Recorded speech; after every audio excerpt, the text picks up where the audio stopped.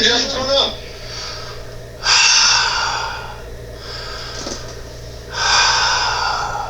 What's your favorite scary movie, Andrew? I don't know. Probably Silence of the Lamb. I don't know.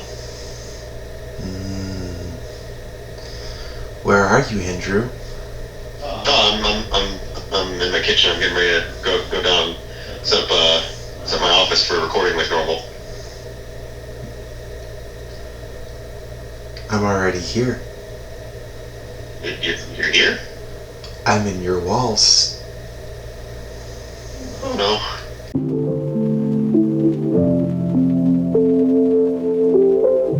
3, 2, 1. Shut up. Hi, everybody.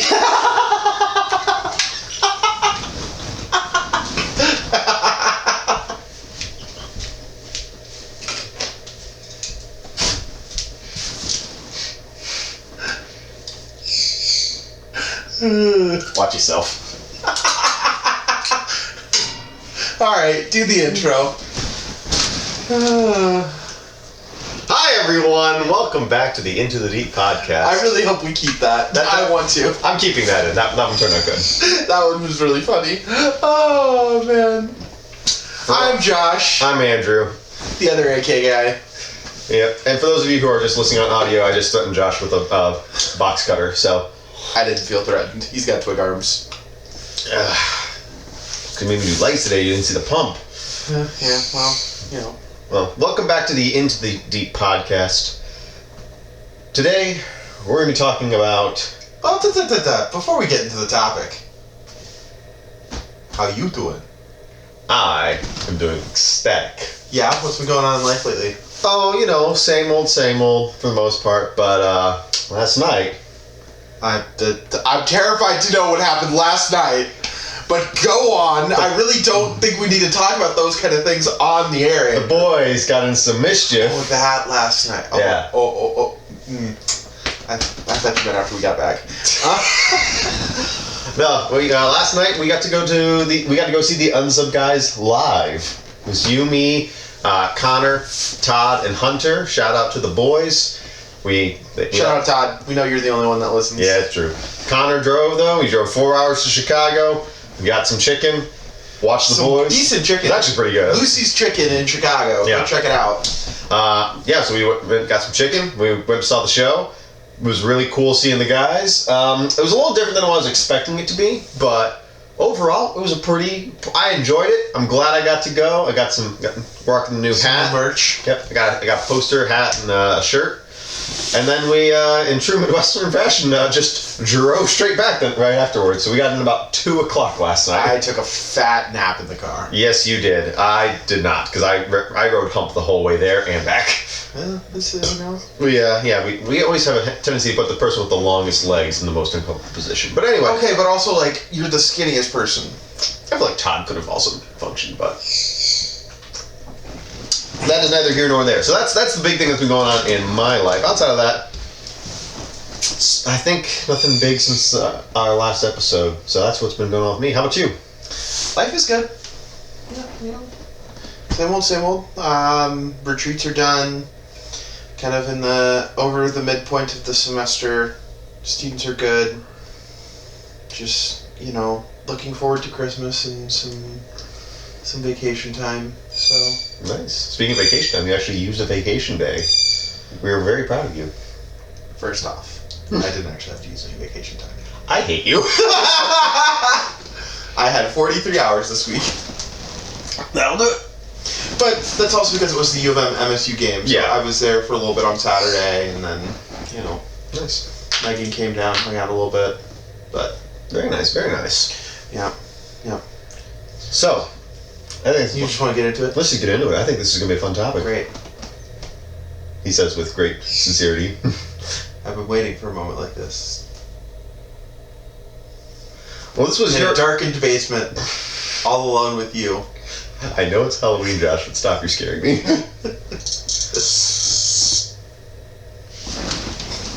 What was that?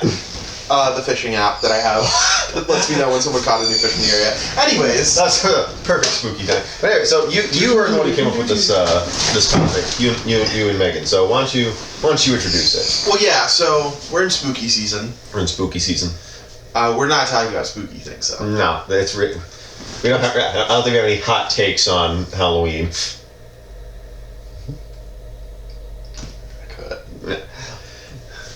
Let's focus on what we got going on right now. Let's focus on this one. Yeah. Well, we're going to talk about sad boy hours. Sad boy hours. Okay.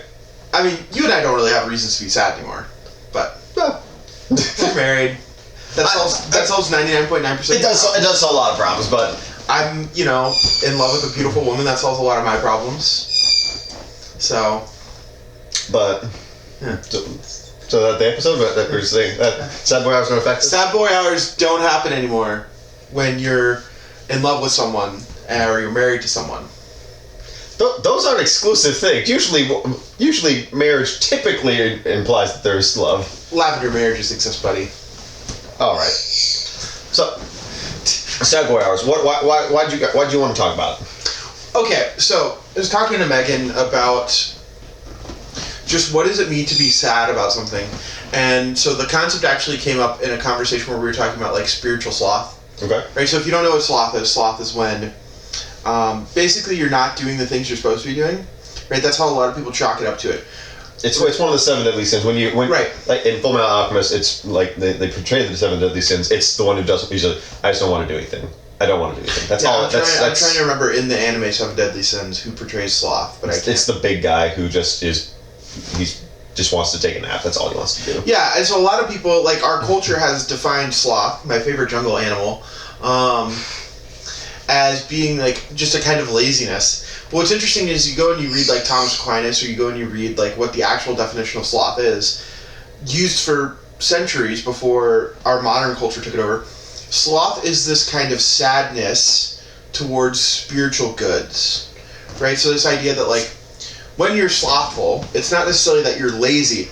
It's that you recognize there is a spiritual good that exists in the world. Maybe it's praying. Maybe it's doing works of charity. Right? These things that you should be doing, but there's a sadness to it in that sadness being the kind of deprivation of those things. Mm-hmm. And so in this sense of like, oh, I'm sad towards this thing because you recognize that there's a good, but that you're not capable or wanting to achieve said good. There's a lack of motivation that towards choosing that good in some way. Right. And that can be, and I guess in our culture, because we have a plethora of things to distract us from those spiritual goods, it manifests itself as either laziness, like I don't want to do anything, or I'm going to just choose to do something else that is not productive. Well, yeah, I mean, I would say perhaps, the predominant flaw in today's society, like a lot of people are like, oh, it's lust, or oh, it's pride, or it's this, or it's that. No, I actually think it's sloth, right? Like you start to look, and we could have a whole other episode on this, and I don't want to spend too much time on this, but you look at like our culture, right? And they start to talk about like when you're struggling with a particular sin, right? Like a habitual sin. They're like, all right, hungry, angry, lonely, tired. Which of the 4 is it that's leading you to do this thing? And what I have found in my working with a lot of students, what ends up happening is they're not at the place they're supposed to be when they're supposed to be there doing the thing that they're supposed to do. Mm-hmm. It's a lack of, prudence. Prudence, yeah. They lack the prudence, and they lack the common virtues of prudence, fortitude, justice, and temperance. And we all do in varying degrees, to be where they're supposed to be, when they're supposed to be, and doing the thing they're supposed to be doing. Yeah. Like, I think back to my time when I was at Wayne State. I spent a lot of time at the St. John, at the Newman Center, which is by itself not a bad thing. No. But I was going there and I wasn't working on my stuff. I wasn't taking care of my classwork the way I was supposed to. So it wasn't very prudent of me to be. While I was in a good place, it wasn't the right place for what I needed to be doing. Well, right, and so a lot of times what ends up happening is like you find perhaps as a young man, young woman, they find themselves in a situation where it's like, oh, I slept with my boyfriend or my girlfriend, or I did this, or I did that, I overate, I did this. And they find themselves in situations like, okay, why did this happen? Like, these things don't just happen to you. Like, it's not like you just be like, oh, yep, I decided to sleep with my boyfriend. No, you were not at a place you were supposed to be when you were supposed to be there, right? Like, or you've decided to, like like, I think a lot of times sloth manifests itself as like a kind of boredom. Yes. Right? And so you're so bored that you're like, well, what can I do to fill this time? Mm-hmm. And rather than choosing something that's productive and beneficial to yourself, you choose something that's either idle or actively hurtful. Well, right. And I mean, I would be willing to make an argument, which is a whole other conversation, that there are very few neutral acts in this world. Mm-hmm. That most acts are bringing you to either closer towards heaven or further away from it. Mm-hmm. And this life is about trying to have more acts that push us closer to being who God has made us to be rather than who, the world calls us to be. Yeah. And so, like, I mean, you even think about that, it's like, okay, social media, right? Most people are like, oh, social media is not an inherently bad thing, but it's like, okay, but how many hours a day do you spend on social media, watching YouTube, doing this, doing that? Mm-hmm. And is that actually helping you to progress in the spiritual life, which is what you were made for? Yeah. I mean, there's a reason that there's that old saying, the idle hands are the devil's playthings. Because, yeah, it might be neutral to just scroll on social media, but you could be doing something that's more beneficial, something that is helping you. And by choosing to not choose a good, by choosing a neutral, you're really choosing something that's detracting from what you could be doing in that instance. Right. So taking into that, like, this idea of sadness. So sadness is this kind of deprivation of a perceived good. Mm-hmm. Right? It's the natural response to knowing that there is good in the world and that you didn't choose it. Yeah. And we are created to be good. So when we're choosing something that's detrimental to us in some way, our body manifests that It's not even just that we're made to be good. We're made to participate in goodness itself. Mm-hmm. Right? So this idea, like, God is not just good in the sense of, like, he's a good person, but he is good in the sense of what does it mean for something to be good. Yeah. And that it... Right, so if something is good, like classically defined by philosophers, mm-hmm. for something to be good, it needs to fulfill the purpose for which it was made. Mm-hmm.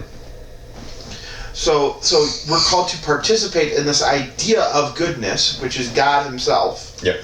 And so we know, right, whether we recognize it or not, our human just being understands that there's an ultimate form of goodness which we can participate in. Right, there's an ultimate form of happiness which I am called to participate in, like sublime beatitudo. But that if I seek that kind of happiness and all these other things, they will let me down, which will eventually leave me sad, depressed, lonely, angry, tired, and just mad at the world sometimes. Yeah. Yeah, and I think it's actually probably good that we're talking about this now because we're really getting into fall. And end of fall, winter is usually when, seasonal depression, seasonal affective disorder. Affective disorder. Depression. Yeah, seasonal depression, that's where sad. Literally sad is like, it kicks in. And it's because, the days are shorter. I love fall. I love fall, but winter, and I love fall and winter because I'm weird, I like the cold. But I know that for a lot of people, like, seasonal affective disorder happens because it's dark outside more. It's cold. You can't go outside and do things. You're stuck inside. It forces you into this box sort of. See, okay, I hear that. I'm not disagreeing with that because we do have friends who I know have been diagnosed with seasonal affective disorder and seasonal depression. I call into question, right, the rise of it in our culture. I hear so and so many more people being diagnosed with those kind of things. I hear so and so many people being like, oh, I have seasonal depression. And I'm like, this just didn't come out of nowhere. And I'm not trying to play into the conspiracy theory that they're making all the frogs gay. And that's why, we're all, have seasonal depression. But I do think it's, like, to the end of this podcast, I do think it's because we're not living meaningful lives in the place where we're at. Right? Like, okay, like, if you live in Michigan, right, it's a natural thing. Winters happen, Yeah. It gets cold outside. It gets snowy. You can't just decide to move every 6 months. Mm-hmm. I mean, some people do that. We have people who quite literally do that. You can't decide to just move for every 6 months to go somewhere warmer. When you have things like a family, a job, things that are going to, like, you have to stay here for. Yep. So how do you find meaning in your day-to-day life? Mm-hmm. Yeah. And it's not just about, like, praying it away. It's like, no, like, prayer leads to action, and I think what you're trying to say is we're not saying like seasonal affective disorder isn't a thing, but I think what's happening is in recent years, rather than when you get to that state of boredom or that state of like blah in the world because it usually comes around winter. And previous generations, people were like, well, I'm gonna go out and work. I'm gonna find something meaningful to do. Now we have, and you could call this like the creature of comfort. We've gotten to the point where it'll be easier for me to just stay inside and scroll on TikTok. Well, right. I mean, so many, and I mean, you could say that so many people in the late millennial, early Gen Z generation grew up on like the crunchy culture of like go outdoors, be outside, go for a walk in nature. Great things. Love those kind of things, especially during like early fall, early summer, right? In the spring. Those are so much fun. Yeah. I love doing that kind of stuff. Going for a walk in a pumpkin patch. That's great. That's awesome. What happens when it drops like a foot of snow? Like when we were kids, we used to just go out and play in the snow. Like we found our, like me and my brother especially, like we'd go out and play in this. We'd shovel the sidewalk. We'd make a big snow. Like we found ways to amuse ourselves outside of just idle watching TV and idle like we play games. But even if even if you're trapped inside, let's say for whatever reason, like the snow just we would find ways to entertain ourselves. We would look for ways to be active, at least mentally. And I think that's something that now, especially once we've grown up, or people who kids nowadays, that's not something they're choosing. It's not the way they grew up. They grew up. The TV is the parent. The computer is your parent. Like this, those are your types of activities. There's that element, but I know that we have friends, right? I'm thinking of one in particular who like has seasonal affective disorder, and I wouldn't say that she's someone that's necessarily like attached to technology devices, right? Mm-hmm. And I'm not saying that once again like prayed away or whatever, but I do think that there's this element of just like our culture is so rationalistic in some senses. Our culture is so what is the word I'm looking for? Efficiency driven, right? Where it's like the things that add the most meaning to life are in fact the least efficient options. A lot of times, slowing down sometimes is. Yeah, I love during the winter months to like really ramp up my cooking game. Like that's when I'm making stews and soups, and like I'm really like during the summer. Okay, like during the summer, like I'm gonna have a salad, macaroni salad. Takes me all 5-10 minutes. During the winter, I'm putting on a pot of stew for like 12 hours. Yeah, you're making it an event. Yeah, and I love that kind of stuff, right? Like, I think it's about like being around people that you love. Like that's why I love the winter holidays, right? Not to say I don't love the summer or spring holidays. Like I love the winter holidays because it brings people together and it brings people around. Some of my favorite things as a fat boy is food. You're gonna lose that title soon. You've been putting the work at the gym. About this, yeah. But I get what you're saying. Yeah, but it's like and then it's like the great traditions that come from like you go and you read, right? Like there's a book written by one Maria Von Trapp of the Von Trapp family singers called Around the Year with the Von Trapp Family. Okay. So it was published in 1954. It's been republished by a publisher called Tan. Okay. Tan Books, and they talk about just like how do they live their Catholic life throughout the year, because most people don't know, Sound of Music family wasn't just like nominally Catholic, they were like very Catholic. Like they had a priest come and live with them on their family farm after the dad died in America. I did not know this. Yeah, super Catholic. Like I knew they were pretty Catholic. It makes sense. Marie was like they had a whole chapel built on their family farm.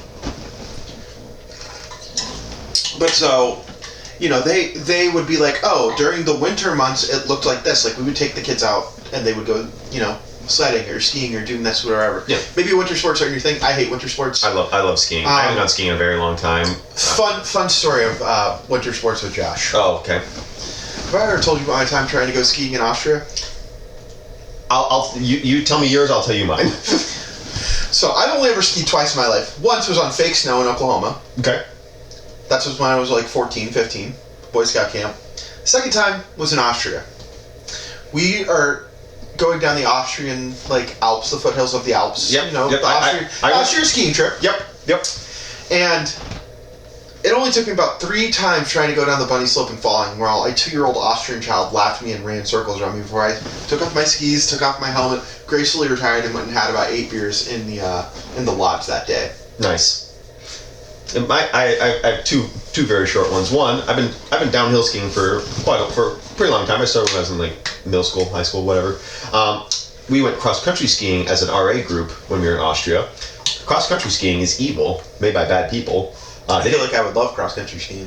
Because it's a you're totally self-propelled, and they didn't teach us how to do it. So we're like shifting our legs, and we're like trying to use our like those boards that you used to use in Scouts, where it was like you've got like 4 people on the board. Yeah, like you're trying to figure, but like they so much fun. They didn't teach us how to do it. So we spent the entire time like praying for the slightest bit of downhill so we could like tuck in and go. So that was horrible. And then the other time I went skiing, same place you went, but I was like a pretty experienced skier. My dad and I were like, let's go on one of the bigger hills, like, and yeah, because I've been down Black Diamonds before. I could probably do it. Black Diamonds in Europe are very different from the ones in America, at least in Michigan, because I could make it down the bunny slope. So yeah, like we went down, and it was on the back side of the mountain where the sun hadn't hit yet, so it was just a sheet of ice. We were up a very long time. I go down, I start feeling the ice. I'm gonna die. And the only reason I didn't was because I consciously threw myself down because I saw like an edge of the slope coming up, and there was a cliff on the other side, and I jammed my elbow down, and it's like, Mary, please keep me alive. And I'm just like slowing myself down with my pole and my elbow until I like run up against the netting. It was terrifying. And then my dad and I started going like the normal slopes like regular people, and we met Harry, who was a very, very, very drunk Austrian man who told his wife he was at work and told his work he was sick and was out snowboarding. I love Harry. Harry is a G. Back to our regularly scheduled program, though. But no, like if winter sports aren't your thing, I get that. Like it's not my thing either. I love Christmas movies. Mm-hmm. Like I love to watch Christmas movies, especially with my dad. Like our favorite Christmas movie is Home Alone. We'll watch that every year on Home Alone. And then, we're a Christmas vacation family. Yeah, but it's like find something that, you know, for lack of a better word, is tradition, is fun, is engaging. Find what sparks joy. Yeah. Man. But I mean that whole thing with the seasonal affective disorder, right? Mm-hmm. It's a real thing. Like I get it, and people are like, oh, as the days get darker, and they're like, well, because I can't go and do the things outside that I would normally do, and I'm like, okay, if you only feel like you can be happy based around certain things you can do at a certain point in the year. Mm-hmm. There are things that are literally outside of your control. You cannot change the weather. You cannot change the wheels of time. Right. The minute you accept that there are things you cannot change, all right, what can I change though? Well, I can change my attitude. Obviously, if you have like depression, that's a little different than a seasonal affective disorder, but that's part of it. Like, what's my attitude on this? What can I change about the environment around me that I do have control? Okay, well maybe it means spending a little bit of extra money and turning up the heat so I feel warmer in my house. Okay, decorating the house to make you in the festive mood. Whatever that. Moving. Yeah. There's just a lot of different things. From Oklahoma to Michigan. Yeah, that was a bold choice on your part. Yeah, but I'm sad. Yeah. So. But there's a lot of things that you can do. You can change the environment around you to some extent to make it so you have control. Because part of the problem with seasonal affective disorder is that lack of control. I no longer have control around my surroundings, and it makes me sad. I think that's true with most forms of some type of depression. Mm-hmm. And like, that's once again not to say that we're not shrinks. Let's that's a little disclaimer here. But I do think that's true. Like, you're unable to control the circumstance, and so that manifests in your body basically having a flight or fight response. Mm-hmm. Right? Like, oh, we're not happy with this. There's something going on that requires my immediate response to dump dopamine and dump adrenaline. Right? And rather than fight, or fight being do something about it, we shut down. It's a retreat. It's a retreat mechanism. I was actually listening to this in the gym today. Okay. Where the guy was talking about how... You weren't listening to your death metal EDM? No. I usually listen to white noise. No, but I was listening to a small, like, about 2,000 more people than us, Catholic content creator. So he has 2,005 people? Yeah. And he was talking about how the thing that happens at the gym is basically a controlled adrenaline response. Okay. So as opposed, or a controlled anxiety response. Okay, that makes more sense. So I intentionally spike my heart rate. I intentionally do things to stress my body. So when those other moments come, I can. It becomes a controlled response. Yeah, and I think there's something true about that, right? This is not, me saying that people who don't exercise are more prone to things. I do think there's probably some truth to that. And you look at our culture, and there's definitely, like, you can see, like, there are patterns. And there are some people who you're like, you all have the exact same behaviors and the exact same patterns, and this is the result. And then these other people have these exact same patterns and behaviors, and this is the result. I'm not saying causation equals correlation, but birds of a feather do flock together. Mm-hmm. Yeah, and I don't want to talk too much about the gym because I have some stuff planned for that. But yeah, we are choosing the environment in which we are choosing to stress ourselves. So when there is an actual stressful situation, whether it be physical, mental, or emotional, we've been training for it in that way. Right, and so, like, going back to this idea of sadness, right? I think so many of us look at the world around us and we get, like, we only watch things on the internet, I'm trying to remember, that make us sad or make us upset. There was something, I can't remember who said it, but there was one of the guys in the Unsub podcast. It was like, the only things that you watch on the internet are things that disgust you, or things that make you upset and angry. Yeah, that's 99% of what you watch on the internet. And it's like this idea, like, I also think people watch things that make them sad or make them feel some kind of feelings. So the people who watch our podcast, they just want to get upset at us. Yeah, probably. Or they're disgusted with us. Hi, Mom. Yeah. That's why nobody watches us, because we're not sad, disgusting, or angry enough. We're just there.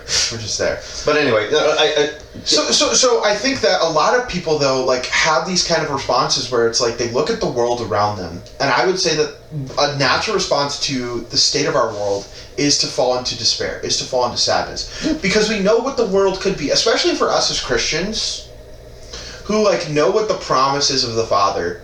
That there will be a new heaven and a new earth, that there will be peace in the world, that the lion will lay down with the lamb, and that there will be no heartache, there will be no more strife. Like, that's what we were made for. Mm-hmm. And then we look outside and go, oh no.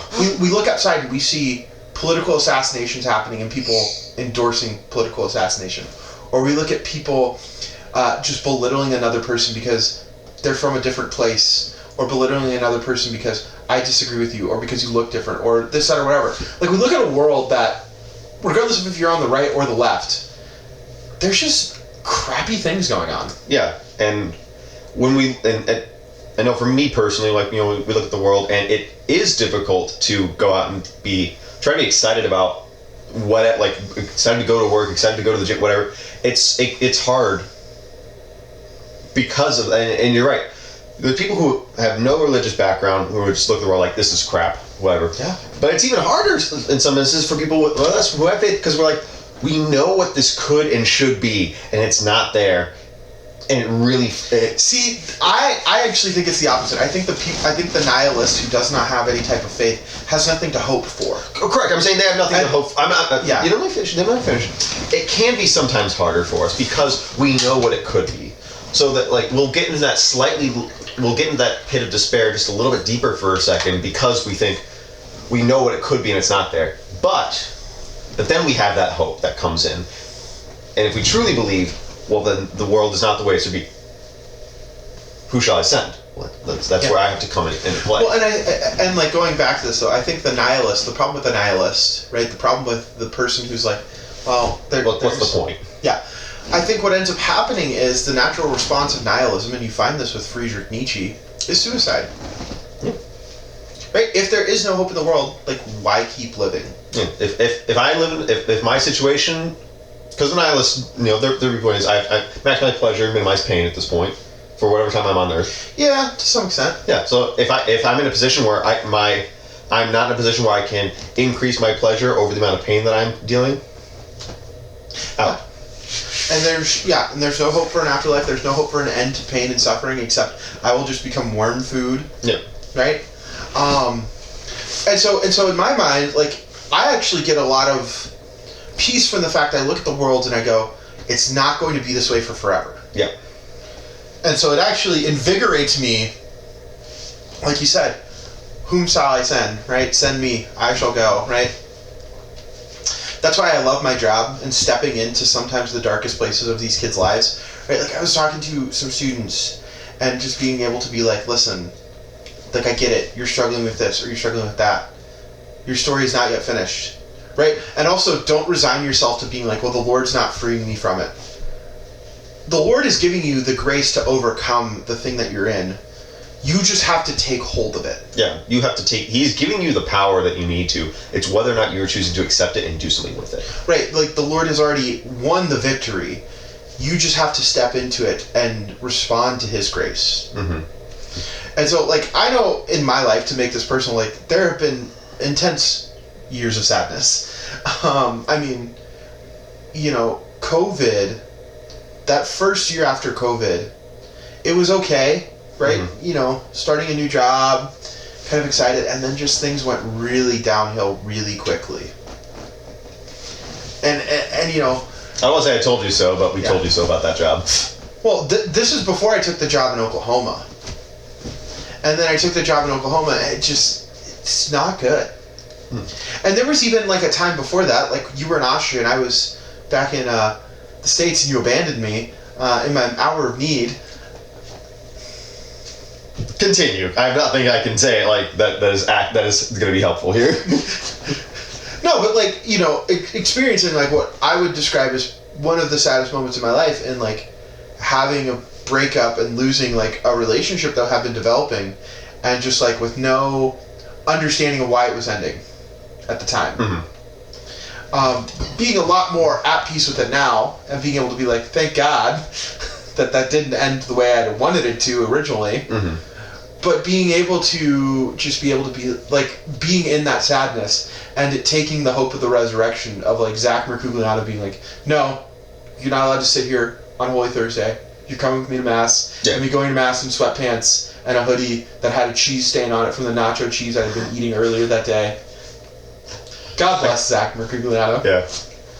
But I think what the most, and I'm going to talk about some from my life as well, but I think that, like, for you, it took someone else, a mover, if you will, first mover, pushing you, but, like, moving you to action. Because when we sit idle, when we are choosing to not do something, it is what one of my friends told me, if we're not moving forward in our faith, we're moving backwards. There's no standing still. And that's with life too. If we're standing still, or if we're being idle, we're moving backwards. And backwards is going to bring us towards depression. And wallowing in self-pity, right? Because that's what it was. It wasn't even just sadness. It was self-pity. And we talked about this. How would you clarify the difference between the two? Because there is a distinct difference between the two. I think sadness is recognizing that there is something that is not the way it's supposed to be. Mm-hmm.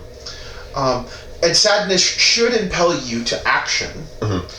Because you're allowed to be sad for, like, when something bad happens, you are allowed to feel sadness for an acceptable period. There's an acceptable period of time, I feel. I think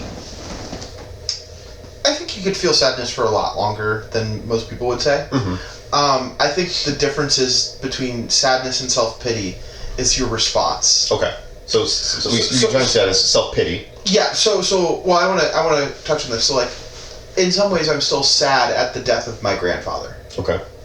Because there are things I wish my grandfather would have been here to experience that he will never now get to experience with me. Mm-hmm. Because he has gone on to, hopefully, his eternal reward. Mm-hmm.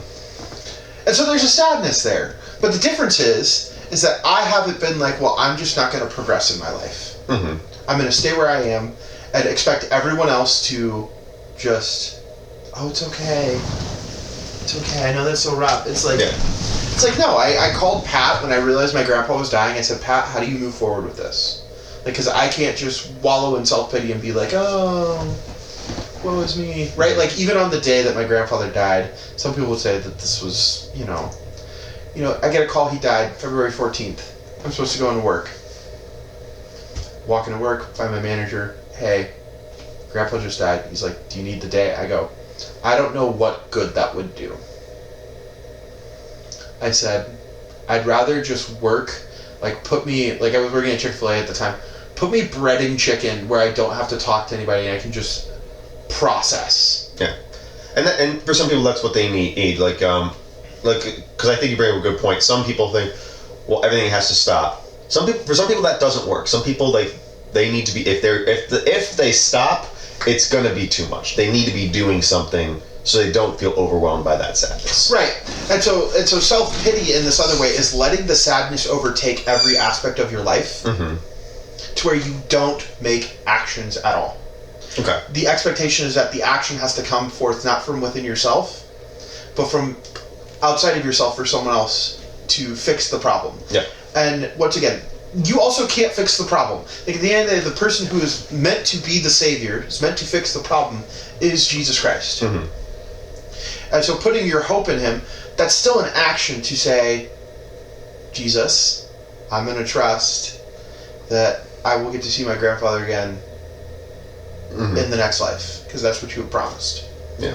And to place my trust in that, and then when those moments where it's like, man, I really wish my grandpa could see me get married. I really wish my grandpa could be there for the birth of my first child. I wish my grandpa could be there for this or for that. To be able to be like, I trust, because of what my faith has told me, that my grandfather is able to experience those things in a way that I'm not able to yet perceive, but will perceive if I persist into the end with Jesus Christ. Yeah. It's like whenever I have a setback, I try to, like, all right, God, I'm going to trust that you're going to take care of this. I'm going to keep doing what I need to do on my end, and trust that you're going to do what you need to do on your end. So this will come to some form of fruition, whatever that is in your will. Yeah. No, Savoy hours are a real thing, because like we do have different moments. Like you and I both have, like, you know, probably not within the last couple of years, but there was times, you know, where we both would call each other and be like, dude, I'm messed up right now. Yeah, I mean, yeah, for me, a couple of years ago, even when I was really going through it, like it wasn't seasonal depression. Like I was just straight up depressed. I think when I was talking to my therapist at the time, I said, I don't think I have depression, but I'm really depressed right now. And there's a lot of stuff that was going on at that time, but what it drove me to was self-pity. Like you were saying, like it was pretty much just, nobody's gonna want to hire me. I don't have any friends. Yeah. That. Yeah. It was everything felt like it was out of my control, so I couldn't do anything, and I felt worthless in a lot of ways, and that drove me to straight up inaction. I had spent an entire month.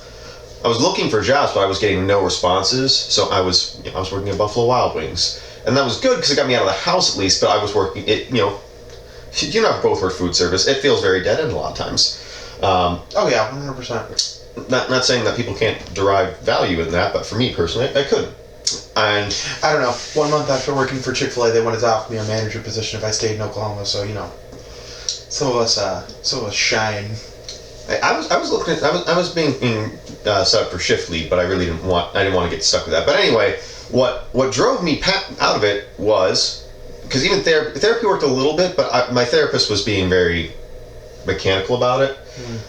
What it took was, for me, I started going to spiritual direction, first with Deacon Mike, and then eventually with Father Allen, and then going to the gym. Those were the two things. Like two parts of my life were very out of whack. It was, all right, well, I'm not doing anything physical. I was literally just sloth in the modern sense of I was sitting on my butt all day. So I was like, I'm just going to force myself to go to the gym and see. And for me, with my brain, like, oh, I could see my numbers go up because I walked for longer. Ooh, happy number. Yeah, happy number make me sad. Yeah, happy number make me happy. Yeah. I lift big rock. Sad voices go away. But then on top of it, and Miriam talked about this in her talk on prayer when she was doing OCIA. I wasn't praying. And Father Brian told her when she wasn't praying, because she was going through a lot of Madonna, she's like, well, he's like, well, are you praying? She's like, no. He's like, well, try that first. And I wasn't praying. Outside of like going to Mass and praying before meals, I wasn't praying at all during that time. So like the two things that both Deacon Mike and Father Aaron were like, you need to pray. Whatever that looks like for you, just start engaging in your spiritual life again, because I wasn't doing anything for that. And once I started engaging those two functions of my life again, things started to progress. And I'm not saying everything was fixed perfectly. And here's the other element. You got out of your own head. Yeah. Literally, by lifting heavy rocks, all I was thinking was, ow, this hurts my muscles, and I wasn't able to think about the things that were making me sad. Like, well, and when you go to pray, like, yes, you're giving it to the Lord, right? Like, you're probably, especially like when you're in a season of desolation, right? Yep. You're probably talking to the Lord about a lot of those things, but you're just getting it out. And that's what it was. That was the other part. Was my time at the gym was my solace, because I literally could not think about anything else other than, wow, this hurts. And then when I got home, and I was listening to like self-help books at the time too, which helped. But then when I got home, or when I went to the chapel, I was able to vent them to someone other than just my wife or my best friend. I was able to vent or them to your some spiritual director. Yeah, I was able to or vent them to someone who confessor. could really do something about it, and that was Jesus. It's like, Right, and Jesus wants so much. Right, so many times we hear about people being like, I can't go to Jesus with this thing. Because we've been sold an idea that Christianity is supposed to make us happy. And it's not. yeah. Right? It's not meant to be like this thing where it's supposed to make me happy in the colloquial sense, right? Mm-hmm. Where it's like, it's supposed to make me feel good. There's a lot of teachings of the church that I'm like, I don't know if I necessarily like this. This is going to be difficult. This is going to be very difficult. Jesus does not promise us an easy road. He promises us a cross. Yes. But it is something where it's like, ultimately, like it's going to leave me more fulfilled and make me into the person, the saint that I was made to be. And that's what I desire. I desire communion and intimacy with the Father. Because that will be ultimately what truthfully makes me the most happy. Yeah. And it's up to us whether or not we take up that cross, whatever that looks like. And it's going to look different for everyone, but at the same time, our crosses might be different, but the remedy for it is the same. Right. Well, and like going back to it, sadness is this deprivation of a perceived good. Mm-hmm. Right? It's the natural response to understanding that there's a good in the world that is not being met. That, whether it's, hunger is a sadness that we have towards food. Mm-hmm. I recognize that there's a lack of food in my stomach, and so my body lets me know. It's sad. Tired, angry, right? I understand all these things, and it's like, okay, how can I fulfill these things, right? If I'm hungry, there's a fulfillment for this thing. Mm-hmm. And so you start to understand that, like, all forms of sadness, all forms of these deprivations of the perceived good can be fulfilled in this life. Right? If I'm hungry, there's food. If I'm tired, I can go to sleep. If I'm angry, I can, like... take a nap. Yeah. If I'm lonely, I can go hang out with friends. Right? There appears to be fulfillments for all of my desires. And so if there is a desire that I have that does not seem yet to be fulfilled, then it would seem that there's one of two logical conclusions. Either A, this is not a real desire and is in fact an illusion, Mm-hmm. or B, this desire will be fulfilled in a way I do not know. Mm-hmm. Or I cannot yet do. Right. So. And so in that sense, it is like, okay, I'm feeling this emotion. I'm feeling this thing. I'm feeling, sad. I'm feeling like, life is going nowhere. But that's not the case, right? Like if it's a real desire and the Lord has put it on your heart, whether it's to pursue a particular career field, to pursue a particular vocation, to pursue this or that, trust that if it's a real desire that the Lord has put on your heart, that He will fulfill it, Mm-hmm. and that if He doesn't, then that's not a desire put on your heart. It's something that we have chosen to desire that is not in line with what is our ultimate good. And if you look at every single desire is rooted in this one thing: a desire to have my needs met. Mm-hmm. And the most important need I have to be met is to be seen, known, heard, and loved. Yeah. I think that's a good one to end on, honestly, for that. Yeah. Can you tell I do this professionally with students? I feel like you've had this conversation once or twice before. Yeah, it's funny.